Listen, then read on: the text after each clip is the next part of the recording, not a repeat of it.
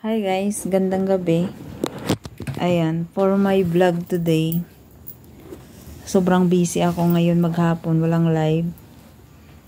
Hindi ako nakapag-live kasi sobrang busy ko. Kararating ko lang at inaantok na ako, lobat lahat ng cellphone ko. Then, ang aking anak, niyakap-yakap na yung aso. Ayan. Yung aso namin na si Sophie, na kinabahan kami kanina kung ano nang nangyari. Sa nag-comment na dirty ang house ko, ito na po yung house ko. Saan po banda ang dirty dyan? Kung ako natutulog dyan, saan po banda ang dirty? Kortina po yan. Di po yan sampay-sampay lang. Ito talaga totoong sampay. Saan namin sasampayan? Sa langit. Normal dyan. Kasi wala naman kami sampayan. So, ito yung kusina. O, ayan yung pusa namin. Tulog. Tulog yung pusa namin. Din yung kusina ko. So, ayan. Sa lahat po na nag-update ng aking video, pagod si Rampadora. Sobrang stress, daming alalahanin, daming inisip. Pero okay lang. Okay lang. So, uulitin ko, maraming salamat sa inyong lahat sa suporta ninyo sa akin.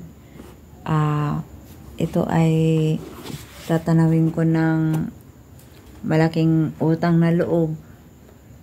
Kasi sinusuportaan nyo ko. Malay natin bukas makalawa madiscover ako ni Whitey. Sisikat din ako. Sa ganun dun ko masusolve lahat ng aking mga soliran. So, sa maghapon na to, storytelling tayo. Pagising ko ng umaga, umalis na ako, pumunta ako sa kaibigan ko kasi merong magpakunik ng wifi. So, kailangan ako. Kasi hindi nila alam yung address at block and lot na binigay namin. Hindi nila makita. So, ako ang naglala dun. At hindi ko na sila hinantay pa na matapos. Umalis na rin ako. Pumunta ko ng Centella kasi may sinundo ako.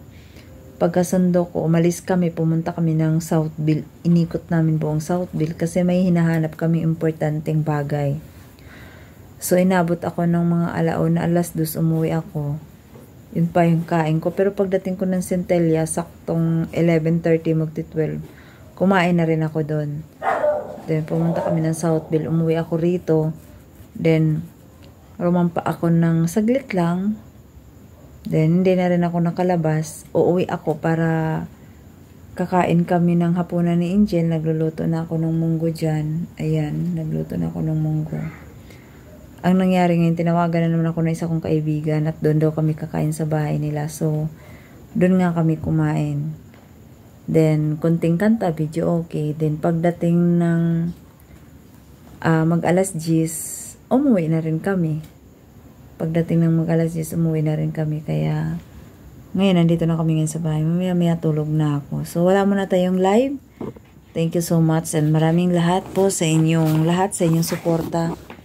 So, thank you so much po.